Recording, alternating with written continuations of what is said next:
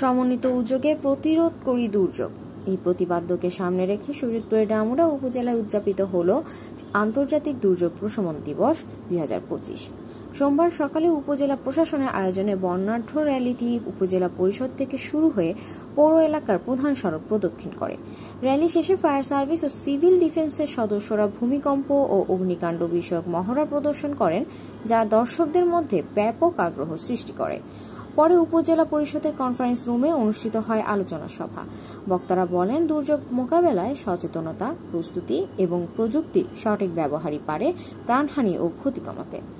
ডামুডায় সমন্বিত উদ্যোগে দুর্যোগ মোকাবেলায় এই আয়োজন ছিল সচেতনতা বৃদ্ধির এক অনন্য উদাহরণ।